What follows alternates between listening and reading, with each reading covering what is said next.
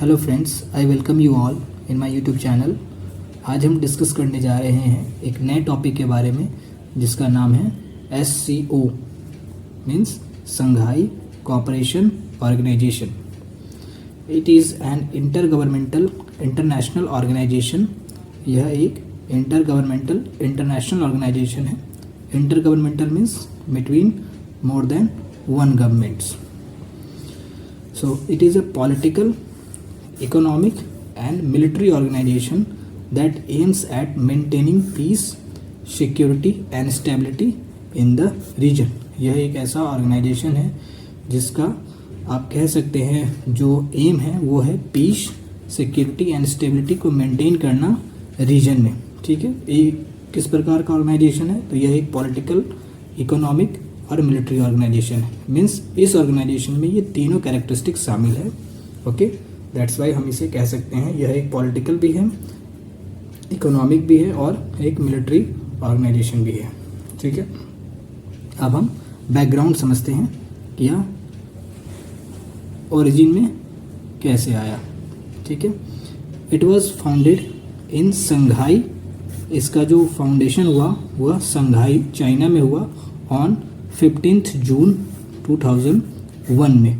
2001 में 15 जून को संघाई शहर में इसकी स्थापना की गई। इससे पहले मीन्स SCO से पहले अगर बात करें तो prior to the creation of SCO 5 countries namely Kazakhstan, China, Kyrgyzstan, Russia and Tajikistan were the members of Shanghai 5. Means prior to the formation of SCO 5 countries जो थे वो मिल करके संघाई 5 नाम के ग्रुपिंग का पार्ट थे। ओके, अब ये संघाई 5 क्या था? संघाई 5 जो था वो 1996 में बना। ठीक है, और ये इमरजेंस में कैसे आया? तो जैसा कि हम जानते हैं 1991 में USSR का डिजोल्यूशन हुआ था। तो USSR के डिजोल्यूशन के बाद जो USSR था 15 कंट्रीज़ में डिसइंटीग्रेट हो गया।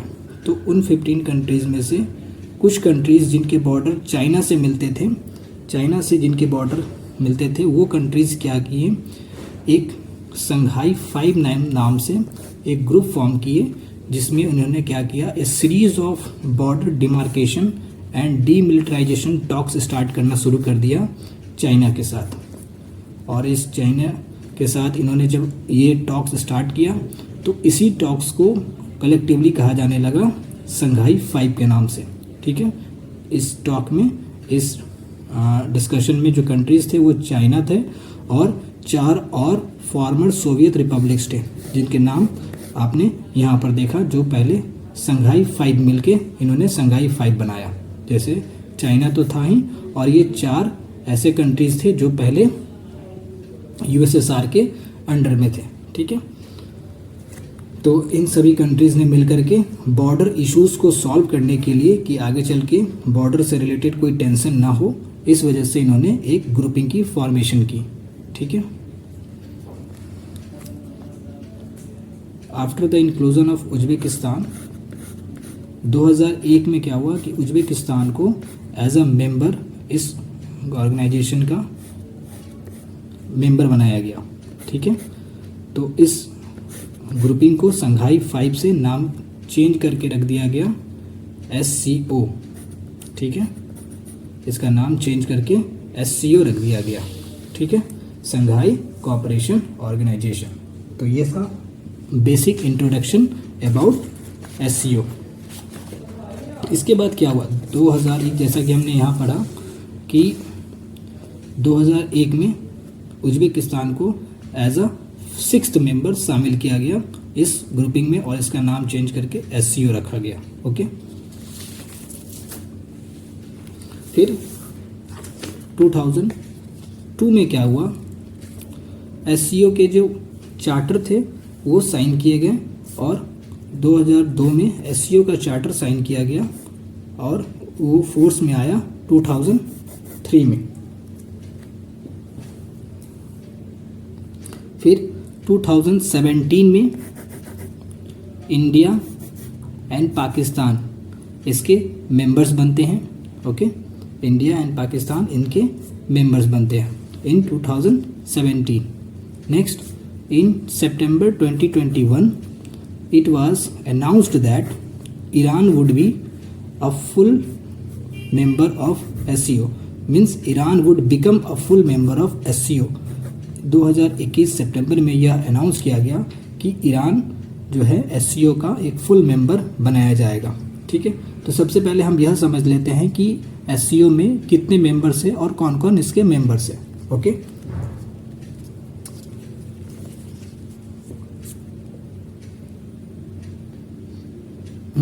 मेंबर्स ऑफ SCO, तो पहला मेंबर है इंडिया, दूसरा कजाकिस्तान, तीसरा चाइना, चौथा Kyrgyzstan, fifth Pakistan, sixth Russia, seventh Tajikistan, eighth Uzbekistan and ninth Iran is the latest member. अब हम इन कंट्रीज को मैप में भी देखते हैं कि ये लोकेटेड कहाँ है। ठीक है, तो जैसा कि आप देख सकते हैं ये India, then Kazakhstan, China, Kyrgyzstan, then Pakistan, Russia sixth, Tajikistan, Uzbekistan and Iran the latest member. ठीक है, हमने मैप में भी देखा इन कंट्रीज का location.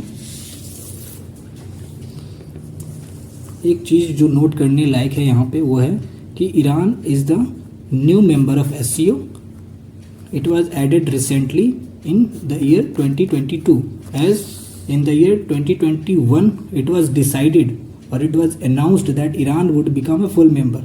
So subsequently in 2022 Iran was added to the membership after the consent of all 8 members states।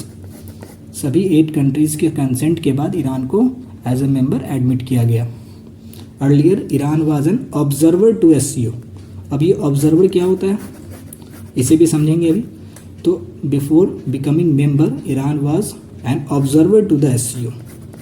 Okay, और 2008 में इसने फुल मेंबरशिप के लिए अप्लाई किया था कि हमें फुल मेंबरशिप दिया जाए।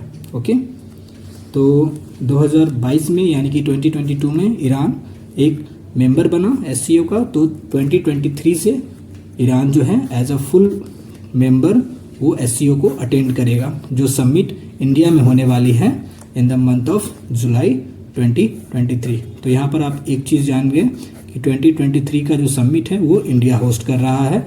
Okay, in the month of July 2023। तो from this summit Iran will be the 9th member of SCO officially. Okay, चलिए कुछ और चीज़ें समझते हैं SCO के बारे में। जैसा कि अभी हमने बात किया कि ईरान जो है पहले ऑब्जर्वर कंट्री हुआ करता था, तो अब जो है ऑब्जर्वर कंट्री की संख्या 3 हो गई है। ऑब्जर्वर कंट्री का मतलब होता है वो कंट्रीज जो इंटरेस्टेड है इन बिकमिंग फुल मेंबर, वो कंट्री जो इंटरेस्टेड है SCO के फुल मेंबर बनने के लिए। ओके, पहला है अफगानिस्तान, दूसरा बेलारूस और तीसरा मंगोलिया। इस लिस्ट में पहले ईरान भी आता था जो अब मेंबर बन चुका है, पहले यह ऑब्जर्वर हुआ करता था। अगर हम बात करें चेयरमैनशिप की, तो SCO का जो चेयरमैनशिप है यानी SCO इस साल कौन होस्ट करेगा, नेक्स्ट ईयर कौन होस्ट करेगा, ये सब किया जाता है रोटेशन के बेसिस पे। ठीक है, for a period of 1 year by the member states. Member states आपस में इस चेयरमैनशिप को रोटेट करते रहते हैं। ठीक है, चलिए कुछ और समझते हैं SCO के बारे में।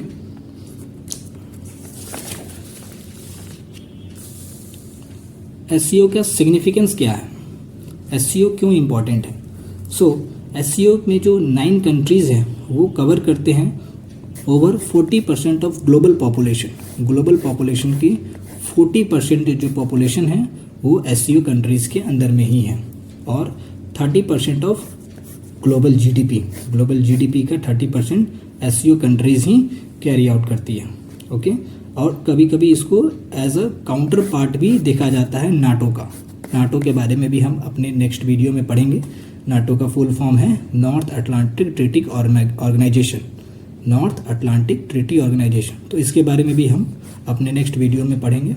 तो इसे एज अ काउंटर पार्ट देखा जाता है नाटो का। ओके, अब हम ऑब्जेक्टिव्स समझते हैं कि एससीओ का ऑब्जेक्टिव्स क्या क्या है। तो पहला है strengthening mutual trust and neighbourhood among the member states. Okay, पहला जो इसका ऑब्जेक्टिव है वो है कि म्यूचुअल ट्रस्ट को स्ट्रेंथन करना और एक नेबरहुड भाईचारा, पड़ोसी वाला जो रिश्ता है वो बनाना अपने मेंबर स्टेट्स में।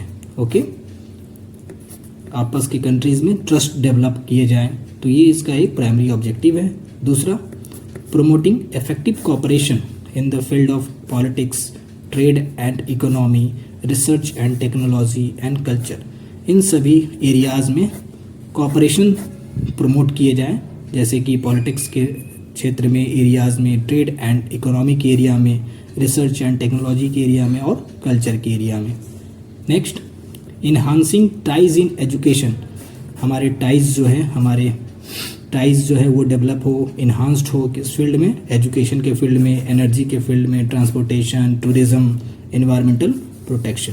ओके, नेक्स्ट है maintaining peace, security and stability in the region. ये भी एक इसका प्राइमरी ऑब्जेक्टिव है कि इस रीजन में peace, security and stability maintained हो। किस रीजन का बात कर रहे हैं हमने जो कंट्रीज देखा, जो कंट्रीज इसके मेंबर्स हैं, मतलब इस रीजन में। ओके, इस रीजन में क्या हो, पीस हो, स्टेबिलिटी हो, सिक्योरिटी हो।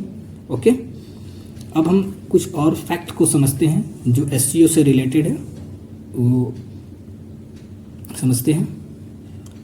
Permanent bodies. परमानेंट बॉडीज क्या है? SCO has 2 permanent bodies.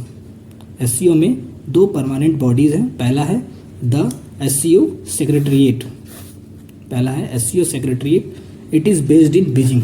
मतलब एससीओ का जो सेक्रेटरीट है वो बीजिंग में है, ठीक है, और ये प्रोवाइड करता है informational, analytical and organisational support. जैसा कि एक सेक्रेटरीट का काम होता है बैक एंड सपोर्ट करना एक सक्सेसफुल रन करने के लिए ऑर्गेनाइजेशन को, तो इंफॉर्मेशन प्रोवाइड करती है, एनालिसिस करती है, उस ऑर्गेनाइजेशन को बाय स्टाफ्स उनको हेल्प किया जाता है। तो ये सब जो काम है एससीओ सेक्रेटरीट करती है। ओके, नेक्स्ट जो परमानेंट बॉडी है वो है रैट्स, जिसका फुल फॉर्म है रीजनल एंटी टेररिस्ट स्ट्रक्चर।